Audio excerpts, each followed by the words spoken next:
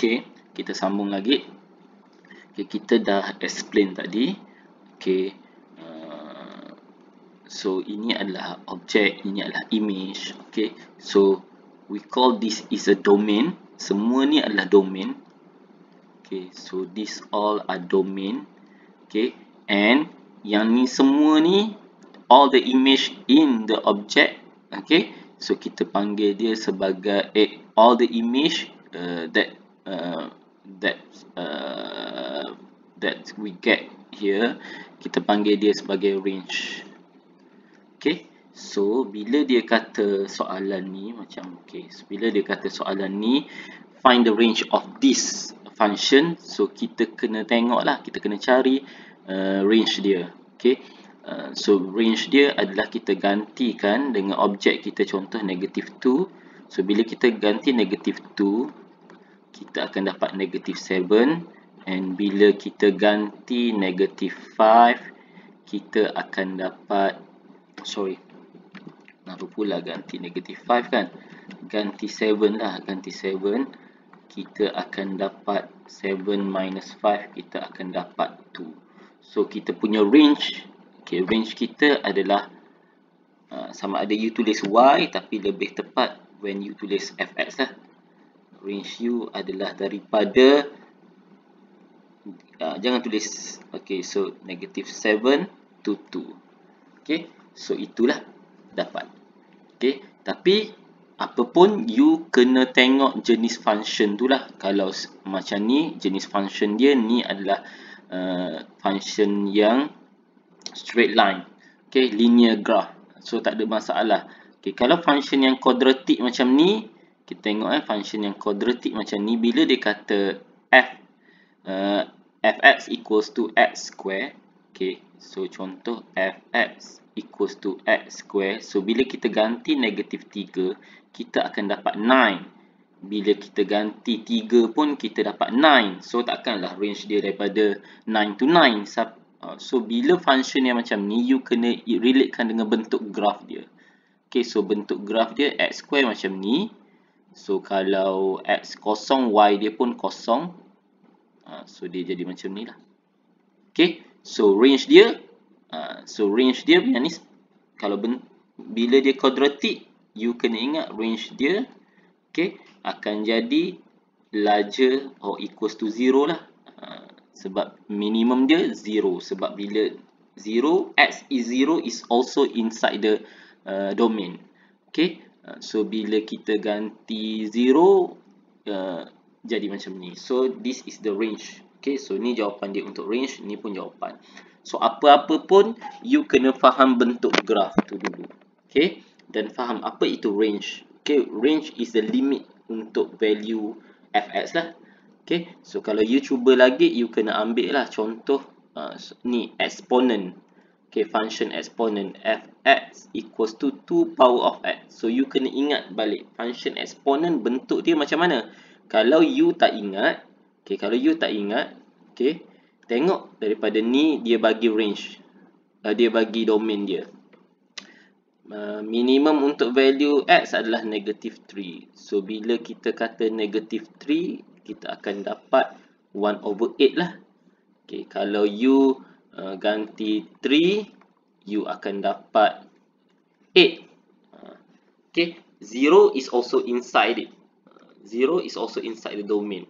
Okay, so kalau kita ganti 0, so kita akan 2 power of 0 is 1 lah. Okay, maknanya value dia yang paling kecil 1/8. Okay, value dia paling kecil. Okay, kalau you ingat bentuk graph dia lagi bagus. Okay, lagi bagus bentuk graph exponent. Macam mana bentuk graph exponent? Bentuk graph exponent dia terus, okay, dia akan sambung. Okay, f0, that is x0 tadi 1. Ni 1. Okay, so minimum dia sampai kat sini 3, negative 3. So kat sini 8. Okay, 1/8 value dia tadi, 1/8. So lepas tu value dia naik, limit dia sampai 3. So dia jadi 8 here. So range dia adalah daripada 1/8 until 8. Okay. So, apa yang you kena mahir? You kena mahir bila kita minta range ni, you kena mahir tengok function. Kalau straight line senang je. Kalau quadratic macam ni. Kalau function exponent macam ni. Kalau yang ni reciprocal macam mana pula? Okay, so dia tak akan beri soalan yang pelik-pelik. Reciprocal macam mana pula? So kalau reciprocal, try lah. Okay, so function kita adalah fx equals to 1 over x. Okay, so x dia bagi daripada 1 to 5. So kalau f1 kita dapat 1 lah. Kalau f5 kita akan dapat 1 over 5. f0 tak termasuk sebab dia kata 1 until 5. Okay, so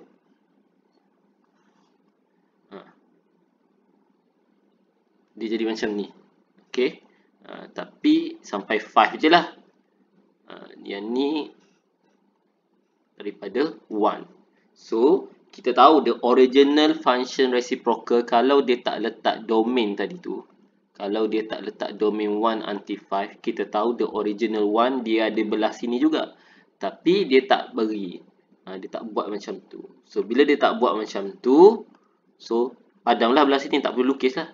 So, sebab tu lah dia punya range untuk function tu akan dapat